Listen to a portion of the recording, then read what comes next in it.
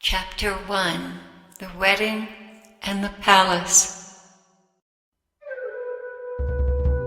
Transported during prayer, I found myself in a castle courtyard on a cloudy day, surrounded by Irish saints I recognized from Celtic icons. Saint Ida brought me a fine bay horse, fully saddled, and helped me astride. I turned briskly and rode out of castle walls into an ancient oak forest at a full canter, having no idea where I was going, just knowing I must go. The medieval lane was densely overgrown and foreboding on either side. Yet I told myself, this is no time for fear, just keep riding.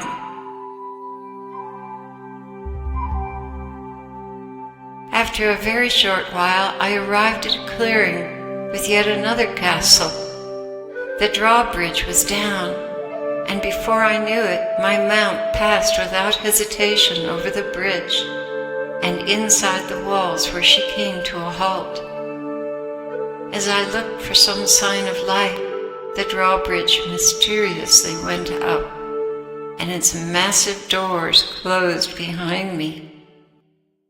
Strangely, I felt safe, even though the courtyard and balconies were completely deserted.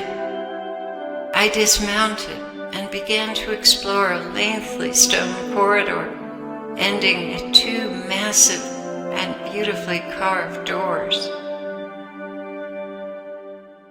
Without hesitation, I opened one and stepped into a small Gothic chapel with graceful pillars supporting filigreed arches.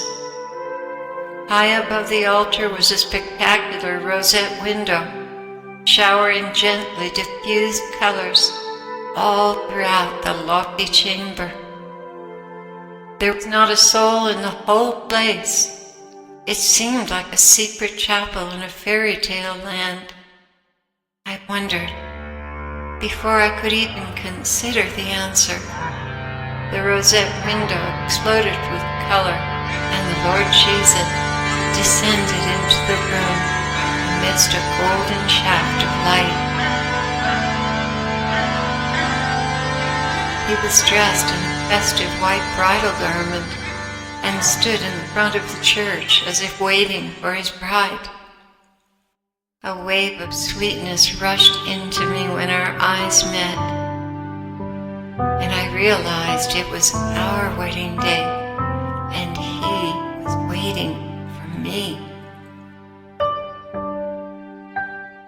In the next moment, I was taken out of my body, looking down on this whole scene from the choir loft, high in the back of the church. I saw myself standing in the very center of the aisle, dressed in an exquisite wedding gown, adorned with pearlescent folded dove wings from the back of my neck to my waist, and from there down, shimmery white satin embroidered with pearls sweeping 3 feet on either side onto the marble floor. A glorious rosette of angels surrounded me.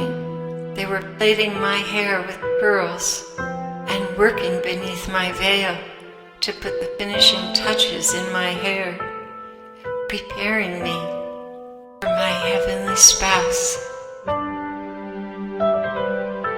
Finally, they were finished, and an angel stepped forward.